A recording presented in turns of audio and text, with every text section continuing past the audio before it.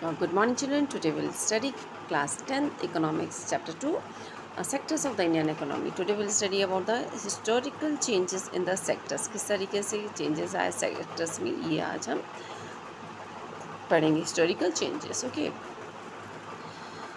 Generally, it has been noted from the histories of the many now developed countries that the initial stage of the development primary sector was the most important sector of the economic activities. ये देखा गया जो भी develop countries हैं है ना, जो भी हमारी जो डेवलप कंट्रीज़ हैं उनका जो इनिशियल स्टेज था उनके डेवलपमेंट का शुरुआत जो थी वो कहाँ से हुई, प्राइमरी सेक्टर। सबसे मोर इम्पॉर्टेंट सेक्टर हुआ करता था primary sector, okay, for their sectors of economic activity. Clear? As the methods of farming change, जिस तरीके से क्या हुआ, मेथड्स ऑफ फार्मिंग में चेंजेस आया, agriculture sector became to prosper, it produce much more. पहले जिस तरीके से धीरे धीरे क्या हुआ कि आप फार्मिंग जो चेंज हुआ, आपको पता है कि मॉडर्न फार्मिंग्स आई, हाई वैरायटी ऑफ सीड्स हम यूज़ करने लगे, तो modern variety of modern technology के साथ तो agriculture sectors begins to prosper, उसमें बहुत ही समृद्ध आने लग गया, वो बहुत अच्छी होने लगे, आगे बढ़ने लगी। It produce much more food than before, पहले जिसका उत्पादन कम होता था अब उस चीज़ का उत्पादन ज़्यादा होने लगा, अनाज का उत्पादन भी ज़्यादा होने लगा। Many people could now take up other activities, there there were increasing number of craft person and trades. अब इधर इंक्रीज़ हो रहा था, तो ये अब देखिए अब यहाँ पर क्या हुआ, agriculture sector began to prosper, it produce much more foods than before, पहले से ज़्यादा प्रोडक्शंस वगैरह होने लग गए, तो अब पहले से ज़्यादा प्रोडक्शंस हो गया। आपको पता है कि need is the mother of invention, जैसे जैसे ज़रूरत बढ़ती जाती है उससे और आगे का काम बढ़ते जाता है ना, हमारी ज़रूरतों से हम और ज़्यादा और चीज़ें बनाने लगते हैं। जैसे देख पहले एप्पल प्रोड्यूस किया जाता था, एप्पल की खेती हुई, अब एप्पल इतना होने लगा है कि एप्पल से हमने सोचा कि चलो अब क्या बना लेते हैं, एप्पल का हम क्या यूज़ कर लेते हैं, एप्पल से हम जैम बनाने लगते हैं। तो देखो किस तरीके से एप्पल आया, तो दैट विल भी एग्रीकल्चर सेक्टर्स में आया है ना, कि उसकी खेती की हमने। लेकिन अब हम क्या कर रहे हैं, वहाँ से हम किसकी ओर बढ़ रहे हैं, सेकेंडरी सेक्टर की तरफ बढ़ रहे हैं। एप्पल से हमने सोचा अब हम जैम प्रोड्यूस करते हैं, है ना, तो इससे तो इसी को बोला जाता है need is the mother of invention. तो हम पहले प्राइमरी सेक्टर से अच्छे हो गए, फिर टेक्नोलॉजी और अच्छी हुई तो हम और इम्प्रूव करने लगे, आगे बढ़े। तो बहुत सारे क्या हुआ, there were increasing number of craft persons and trade, buying and selling activities increase many times. अब इसमें ख़रीदना और बेचने की जो एक्टिविटी है वो भी बहुत बड़ी।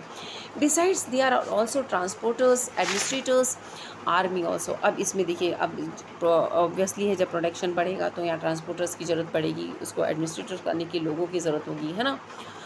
However, at this stage, most of the goods produced were natural products from the primary sector and the most people were also employed in the sector. अब इसमें प्राइमरी सेक्टर्स में से बहुत से लोग क्या हुए थे, इसमें जुड़े हुए थे प्राइमरी सेक्टर्स में, okay, over a long time, more than 100 years, and especially because of new methods of manufacturing were introduced. अब क्यों न्यू जो हमारी जो न्यू मेथड्स आए मैन्युफैक्चरिंग में, factories came up and started expanding, और बहुत सारी फैक्ट्रीज़ वगैरह जो फैक्ट्रीज़ बनने लग गई, तो एक्सपैंड हुआ फैक्ट्रीज़ का। Those people who had earlier worked on the farms now began. अब देखिए यहाँ पर पहले एग्रीकल्चर में भी क्या था, देखिए एक्सपेंशन हुआ ना, पहले कम हो रहा था, अब बहुत ज़्यादा खेती होने लगी तो भी चीज़ें बढ़ी। उसके बाद जब मैन्युफैक्चरिंग का इंट्रोड्यूस हुआ तो उससे भी क्या हुआ, फैक्ट्रीज़ ज़्यादा से ज़्यादा लगने लग गई, एक्सपेंशन हुआ, फैक्ट्रीज़ भी ज़्यादा बनी। तो जो लोग पहले फर्म में काम करते थे अब वो फैक्ट्रीज़ में आ गए काम करने के लिए इन लार्ज नंबर्स, है ना, वो फैक्ट्रीज़ में आके काम करने लग गए। People began to use many more goods that we are produce in factories. अब लोग जो अब वो चीज़ों को यूज़ करने लगे जो फैक्ट्रीज़ में प्रोड्यूस होती थी एट अ चीप रेट, है ना। Secondary sector gradually became the most important in the total production and employment. अब जो हमारा टोटल प्रोडक्शन था उसमें सेकेंडरी सेक्टर का भी इम्पोर्टेंस आ गया, सेकेंडरी सेक्टर्स बहुत इम्पॉर्टेंट हो गया हमारे टोटल प्रोडक्शन में, और क्योंकि वो ज़्यादा से ज़्यादा लोगों को एम्प्लॉयमेंट भी दे रहा था तो सेकेंडरी सेक्शन आगे बढ़ा। मतलब हमारे जीडीपी में क्या था, कंट्रीब्यूशन जो था उसका बहुत ज़्यादा हुआ, क्योंकि वो क्या था, प्रोडक्शंस बढ़ रहे थे और यहाँ एम्प्लॉयमेंट भी दे रहा था, तो उसकी इंक्रीज़ हुआ वो। Hence over time a shift had taken place. अब देखिए लोगों को इतना काम था कि लोग ओवर टाइम करने लगे, शिफ्ट में काम करने लगे। This means that the importance of sector has change. अब देखो पहले किसका इम्पोर्टेंट सेक्टर आ रहा था, पहले प्राइमरी सेक्टर्स बहुत इंपॉर्टेंट थे, क्योंकि लोग फार्मिंग वगैरह ही किया करते थे। फिर जैसे जैसे टेक्नोलॉजी बढ़ी, उधर भी प्रोडक्शंस बढ़ा, फिर उसकी ज़रूरत के हिसाब से मैन्युफैक्चरिंग बढ़ा, इंडस्ट्रियल सेक्टर आ गया। तो अब इंडस्ट्रियल सेक्टर में भी लोग ज़्यादा से ज़्यादा एम्प्लॉयड होने लगे, वहाँ पे लोगों को ज़्यादा से ज़्यादा काम मिलने लगा, प्रोडक्शंस बढ़ने लग गया, है ना। तो इस तरीके से देखो किस तरीके से सेक्टर्स में चेंजेस आए, है ना। In the past 100 years, past अब 100 साल पास्ट 100 ईयर्स बोल सकते हैं, there was a been further shift for the secondary to tertiary sector. अब सेकेंडरी सेक्टर से टर्सरी सेक्टर में भी हम शिफ्ट हो गया। वहाँ पे tertiary sectors in develop countries, जो डेवलप कंट्रीज़ हैं वहाँ पे टर्सरी सेक्टर्स जो है उसका भी बहुत ज़्यादा इम्प्रूवमेंट हुआ है, बहुत ज़्यादा आगे बढ़ी है हमारी, क्योंकि वहाँ पे जो है लेटेस्ट टेक्नोलॉजीज़ वगैरह हैं, जो कंप्यूटर्स वगैरह हैं, नेट्स वगैरह हैं, बहुत ज़्यादा है डेवलप कंट्रीज़ में। तो ये वहाँ पे बहुत ज़्यादा डेवलप हुआ, that is tertiary sectors. The service sector has become the most important in terms of the total production. और जो सर्विस सेक्टर है that is a tertiary sector को ही हम सर्विस सेक्टर बोलते हैं। तो इज़ बिकम, ये मोस्ट इम्पॉर्टेंट टर्म्स हो गया है हमारे टोटल प्रोडक्शंस में, बहुत इंपॉर्टेंट पार्ट प्ले करता है कौन, tertiary sector. Okay, most of the working people are also employed in the service sector. और जो आज सर्विस सेक्टर में भी हमारे यहाँ बहुत से लोग काम करते हैं। This is the general pattern observe in the developed countries. ये ज़्यादा पैटर्न हमको कहाँ देखने को मिलता है, डेवलप्ड कंट्रीज़ में। What is the total productions and employment in the three sectors in India? Over the years, have there been change similar to the pattern observed on the developed countries? We shall see in the next session. इसके बाद हम यही पढ़ने वाले हैं कि किस तरीके से राइजिंग जो टर्सरी सेक्टर था वो किस तरीके से प्रोडक्शंस को इंक्रीज़ कर रहा है ना। हमारी इंडियन इकोनॉमी में भी उसका बहुत बड़ा रोल है और वर्ल्ड वाइड भी है। तो वो किस तरीके से इसको इंक्रीज़ कर रहा है, ये हमारा नेक्स्ट पार्ट है। तो आपने देखा कि किस तरीके से हिस्टोरिकल चेंजेस हुए सेक्टर्स में, है ना। तो नेक्स्ट टॉपिक है हमारा primary, secondary and tertiary sectors in India. किस तरीके से हमारा प्राइमरी, सेकेंडरी और टर्सरी सेक्टर जो है इंडियन इकोनॉमी में किस तरीके से उसका ग्रोथ हो रहा है, ये हम देख रहे हैं। आपके पास ये ग्राफ है, देखिए इस ग्राफ में आपको बता रहा है कि 73-74 में हमारा जो था, देखिए किस तरीके से हमारा उस समय उतना ज़्यादा ग्रोथ नहीं था कुछ भी सेक्टर्स में ज़्यादा, है ना। तो सबसे पहले हमारा देखिए जो ज़्यादा है वो आपका जो ब्लू में है आपका वो है प्राइमरी सेक्टर, रेड में है आपका सेकेंडरी एंड ग्रीन में है टर्सरी सेक्टर। तो फिर भी ज़्यादा जो था एम्प्लॉयमेंट कहाँ थी, हमारी प्राइमरी सेक्टर्स में ही ज़्यादा लोग थे, है ना। उससे कम थे सेकेंडरी, उसके बाद थोड़ा था टर्सरी सेक्टर में। लेकिन ये देखिए चेंजेस कितना हुआ 2013 और 14 में, देखिए कितना ड्रास्टिक चेंज आया है कि हमारा जो प्राइमरी सेक्टर है इसका देखिए, और सबसे ज़्यादा जो इंक्रीज़ हुआ वो क्या हो रहा है, क्या हुआ, हमारा टर्सरी सेक्टर बढ़ा है हमारा, है ना। टर्सरी सेक्टर सबसे ज़्यादा बढ़ा हमारा। तो जो हमारा हम क्या देख रहे हैं, ये देखिए ये है हमारा, ये इतना बढ़ा है ग्रोथ इसका, है ना। आप बोल सकते हैं कि 2 लाख से वो इधर से आप बता सकते हैं इधर, है ना। ये देखिए 20 करोड़ से ऊपर में, 20 करोड़ के ऊपर आप चले जाइए तो यहाँ से हमारा टर्सरी सेक्टर शुरू हो रहा है ना। तो ये ग्राफ है, ये क्या शो कर रहा है कि देखिए हमारा इससे पहले हमने देखा था कि हिस्ट्री में किस तरीके से, अभी हिस्टोरिकल चेंजेस हम देख के आए कि प्राइमरी सेक्टर से सेकेंडरी सेक्टर और सेकेंडरी सेक्टर से टर्सरी सेक्टर से जो हमारी इकोनॉमी पहुंचती है, और वहाँ पर एक कंट्री मतलब एक कंट्री जो है वो डेवलपिंग कंट्री से डेवलप्ड कंट्री बनता है ना। ये हमने देखा हिस्टोरिकल चेंजेस में किस तरीके से। अब इंडियन कॉन्सेप्ट में किस तरह से कौन से सेक्टर में क्या परफॉर्म किया, है ना। इंडिया में जैसे प्राइमरी है, सेकेंडरी है, टर्सरी सेक्टर्स में क्या परफॉर्म किया, तो मेन फोकस हम इसमें हमारा है टर्सरी सेक्टर का ही, है ना।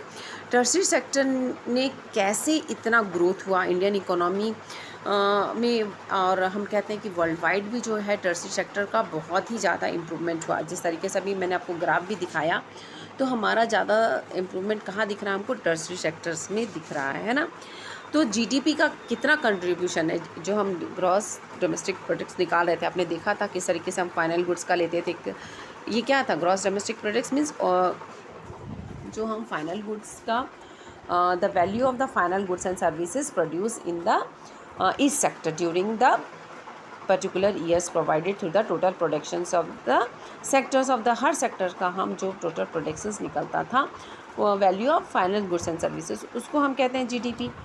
तो अब कितना किसका कंट्रीब्यूशन है, किस सेक्टर का कितना कंट्रीब्यूशन है, ये हम देख रहे हैं। तो देखो सबसे ज़्यादा कंट्रीब्यूशन किसका है, टर्सरी सेक्टर का है, उसके बाद सेकेंडरी, अब फिर उसके बाद है प्राइमरी सेक्टर्स, है ना। तो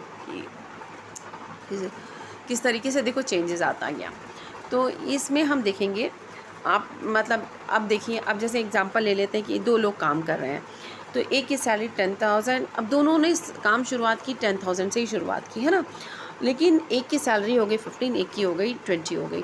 तो आप बताइए किसका कंट्रीब्यूशन ज़्यादा है, और किसका हम बोलेंगे दोनों का तो ग्रोथ हुआ, ऑब्वियसली ग्रोथ हुआ, दोनों की सैलरी बढ़ी, दोनों का ग्रोथ हुआ। लेकिन दोनों का ग्रोथ होने के साथ साथ क्या है, किसकी ग्रोथ ज़्यादा हुई, तो जिसकी सैलरी ज़्यादा हुई है ना, उसका ग्रोथ ज़्यादा हुआ। तो यही हम देखेंगे अपने कि किस तरीके से हमारा जो सेक्टर्स हैं वो उसमें कितना कितना कैसी ग्रोथ हुआ। तो जो यही है, इसमें से आपको डायरेक्ट क्वेश्चंस आते हैं, इसको थोड़ा ध्यान से देखिएगा ना। What are the various factors due to which tertiary sector is growing with the more pace, या बहुत बहुत स्पीड से क्या रीज़न है जो टर्सरी सेक्टर्स इतना इंक्रीज़ कर रहा है ना। तो क्या है इसके reasons, rising importance of the tertiary sectors in productions, तो क्या क्या रीजंस है। Over 40 years between 73-74 and 2013-14, while production in all the three sector has increased। अब प्रोडक्शन हमने देखा कि इंक्रीज़ हुआ, हमने यहाँ पर भी देखा कि इंक्रीज़ हो रहा है और उसमें भी इंक्रीज़ हो रहा है। While production in all three sectors has increased, it has increased the most in the tertiary sector, लेकिन सबसे ज़्यादा इंक्रीज़ हुआ है वो टर्सरी सेक्टर में हुआ है। 2013-14 the tertiary sectors has emerged as the largest producing sector। 13-14 years जो ये 2013 और 14 में हमने देखा कि टर्सरी सेक्टर में सबसे ज़्यादा प्रोडक्शंस लार्जेस्ट प्रोड्यूसिंग सेक्टर हो गया वो, ठीक है, इन इंडिया। रिप्लेसिंग पहले क्या था, प्राइमरी सेक्टर था, उसको रिप्लेस करके वो सबसे ज़्यादा टर्सरी सेक्टर इम्प्रूव हुआ हमारे यहाँ। तो क्या रीज़न है इसका, तो ये डायरेक्ट क्वेश्चंस बनते हैं इसके। तो इसके 4 रीजंस हैं जिसको हम अब डिस्कस कर रहे हैं ना। इसको अच्छे से 4 पॉइंट्स लिखेंगे, इंट्रोडक्शन देंगे, तो ऑब्वियसली आपका आंसर फुल मार्क्स आपको मिल जाएंगे। तो फर्स्ट पॉइंट क्या है इसका, देखिए, first, in any country several services such as hospital, educational institutions, post, telegraph service, police stations, courts, village administrative office, municipal corporations, defence, transport, banks, insurance companies, ये सब चीज़ ज़रूरत होती है ना सभी कंट्रीज़ में, ये सब सर्विसेज की रिक्वायरमेंट होती है। और इसी को इन सब चीज़ों को हम कहते हैं basic services. This all are the basic services. In developing countries the government has to take responsibility for the provisions of this sectors. और इन डेवलपिंग कंट्रीज़ में सरकार को इसके लिए क्या करना होगा, रिस्पॉन्सिबिलिटी लेनी होगी, ताकि ये जो सेक्टर्स हैं हमारे ये इम्प्रूव करें। गवर्नमेंट हमको बेसिक जो है प्रोवाइड करते हैं बेसिक सर्विसेज, है ना। और गवर्नमेंट का जो इसमें पैसे, गवर्नमेंट इसमें पैसे लगाए रहते हैं, स्पॉन्सर करते हैं, है ना, गवर्नमेंट स्पॉन्सर्ड प्रोग्राम्स हैं। और government is liable to spend over this services. इसमें गवर्नमेंट क्या है, वो स्पेंड करना है इन सर्विसेज में, है ना। तो गवर्नमेंट जो है हमारी, जो government has to take responsibility, उनको रिस्पॉन्सिबिलिटी लेनी होगी कि ये जो प्रोविजंस है, जो बेसिक सर्विसेज है, इसको अच्छा किया जाए, ठीक है। ये फर्स्ट पॉइंट था। सेकंड पॉइंट है आपका, the development of the agriculture and industries leads to the development of services. जिस तरीके से कहाँ एग्रीकल्चर और हमारा इंडस्ट्री जब डेवलप्ड होगा तो उससे क्या डेवलपमेंट होगा, और हमारा ट्रांसपोर्ट, ट्रेड और storage and the like as well we already has seen. देखो जिस तरीके से यदि मैं कहूँ कि आपने देखा कि अभी यदि हमारा एग्रीकल्चर और इंडस्ट्रीज़ इंक्रीज़ होंगे, अच्छा होगा, तो ऑब्वियसली हमारा क्या हो जाता है, टर्शरी सेक्टर भी इंक्रीज़ हो जाता है। कैसे? यदि हमने शुगर केन लगाया, शुगर केन को लगाया हमने, उसको इंडस्ट्री तक पहुंचाने के लिए, शुगर केन अपने आप तो नहीं चलेगा, उसको वहाँ इंडस्ट्रीज़ तक पहुंचाने के लिए हमको ट्रांसपोर्टेशन की ज़रूरत होगी। और ट्रांसपोर्टेशन किस सेक्टर में आता है? That is a service sector, है ना। अब इंडस्ट्रीज़ अब में लेकर आए, अब इंडस्ट्रीज़ में मैन्युफैक्चरिंग हो गई, उसको मार्केट में भी ले जाना है, सब कुछ करना है, उसको डिस्ट्रीब्यूट करना है, दैट वहाँ पर भी हमको किसकी ज़रूरत होगी? सर्विस सेक्टर की ज़रूरत होगी। तो देखिए जब प्राइमरी सेक्टर और सेकेंडरी सेक्टर का ग्रोथ होता है तो ऑब्वियसली टर्शरी सेक्टर का भी ग्रोथ होता है।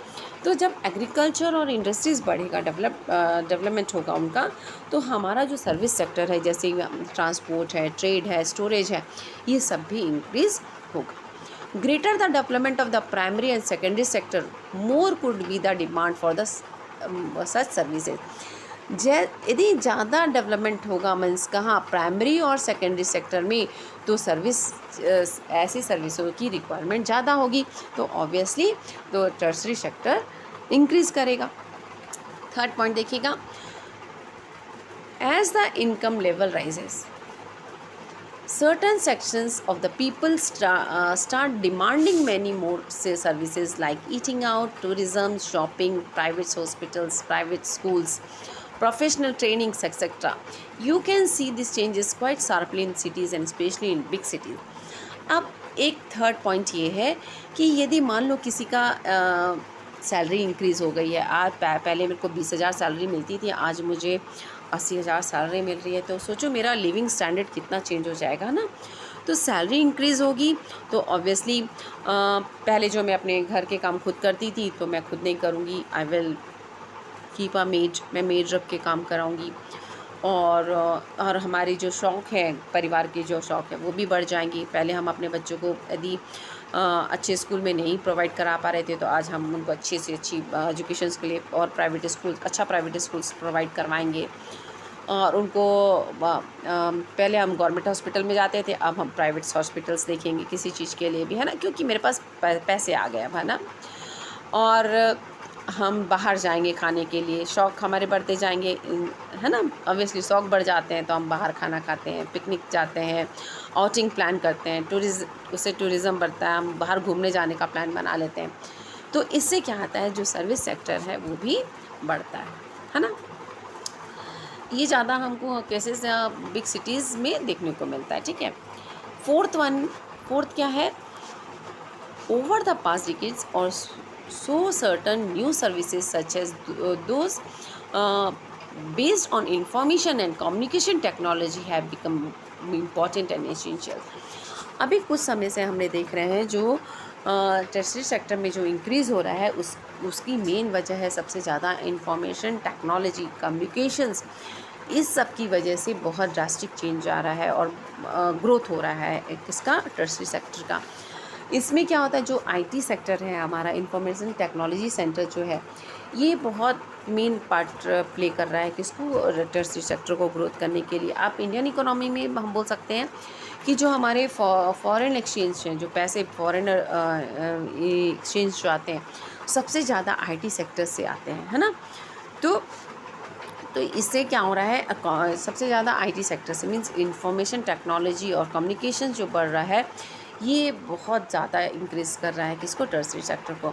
The production of this services has been rising rapidly, और ये बहुत ज़्यादा ग्रोथ कर रहा है। आजकल इंटरनेट के बिना कुछ हो रहा है क्या? कुछ भी नहीं होता है। इसको हम फर्दर, इसके मोर डिटेल्स हम चैप्टर 4 में पढ़ने वाले हैं, ओके। अब डिस्पैरिटीज़ भी है। इतना कुछ तो अच्छा हो रहा है, देखिए क्या क्या होना चाहिए हमने देख लिया, क्या क्या है rising importance of the tertiary sector, किस किस का तरीके से वो राइज हुआ ये हमने देखा। इसके अलावा डिस्पैरिटीज़ भी है कुछ। However you must remember that not all the service sector is growing very equally well. Her service sector equally growth नहीं कर रहा है। Okay, service sector is in India employees many different kinds of people. Service sector में भी बहुत सारे लोग हैं हमारे इंडिया में। ट्रांसपोर्ट में हम देखते हैं बस कार वही नहीं है, बल्कि जो हाथ से गाड़ी खींच के ले जा रहे हैं, है ना, तो वो भी तो एक ट्रांसपोर्ट में ही काम कर रहा है। तो उनके में और उस दूसरी में बहुत ज़्यादा चेंजेस है ना। At one end there are limited number of services and employ highly skilled and educated. ऐसे बहुत से सर्विस सेक्टर्स हैं जहाँ पे आपको स्किल्ड लोगों की ज़रूरत है, जो बहुत ही ज़्यादा स्किल्ड एंड नॉलेजेबल पर्सन की ज़रूरत है ना। उनको ही एम्प्लॉयमेंट मिलता है वहाँ पे ज़्यादा से ज़्यादा। At the other end there are very large number of workers engage in services. और जो बहुत सारे जो और लोग हैं, वर्कर्स हैं, वो इंगेज हैं। छोटी दुकानें हैं उनकी, कोई छोटा सा रिपेयर सेंटर खोल लेता है, कार गाड़ी रिपेयर कर रहा है, अपनी सर्विस प्रोवाइड कराता है। कोई ट्रांसपोर्ट पर्सन्स हैं, है ना, ये हैं। तो दिस पीपल्स बियरली मैनेज। और ये कुछ लोग ऐसे हैं, किस लोगों के पास तो जो जिनके पास हाई स्किल्ड और अच्छी नॉलेज है वो तो बहुत पैसे कमा रहे हैं, लेकिन जो लोग वो भी सर्विस सेंटर में और ये भी सर्विस सेंटर में है, तो लेकिन इनका ये जो स्मॉल शॉपकीपर्स हैं, रिपेयर पर्सन्स हैं, ये इनको बहुत अपनी जो